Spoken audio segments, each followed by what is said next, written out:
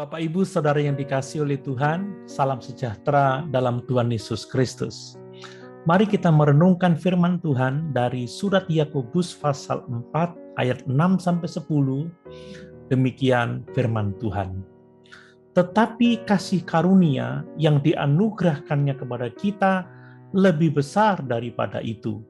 Karena itu ia katakan, Allah menentang orang yang congkak tetapi mengasihani orang yang rendah hati.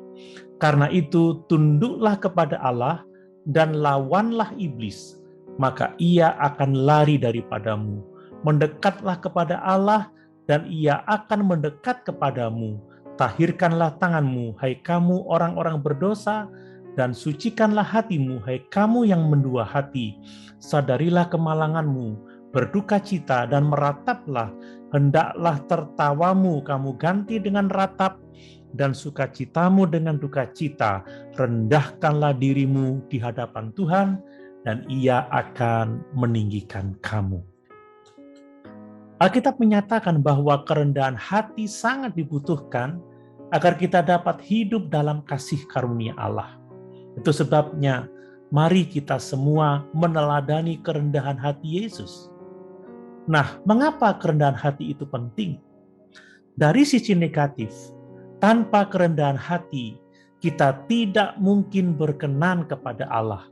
Sebab jelas dari firman Tuhan bahwa Allah menentang orang congkak. Tanpa kerendahan hati, kita tidak bisa tunduk dan taat kepada Allah. Kecongkakan membawa hidup kita jauh dari Allah. Orang congkak tidak lagi berdoa, tidak lagi berkata kalau Tuhan berkehendak. Kecongkakan menuntun dalam dosa, seperti fitnah dan menghakimi. Kecongkakan membawa penghukuman, sehingga kita tidak mendapatkan apa-apa. Kita akan mengalami cemooh dan direndahkan. Tanpa kerendahan hati, kita tidak akan bisa melayani. Kita tidak akan bisa memuliakan Tuhan. Nah, dari sisi positif, kerendahan hati mendatangkan belas kasihan Tuhan. Kerendahan hati membuat hidup kita ditinggikan oleh Tuhan. Kerendahan hati membawa kita pada tuntunan Tuhan. Kerendahan hati menuntun pada hikmat. Kerendahan hati menuntun pada berkat.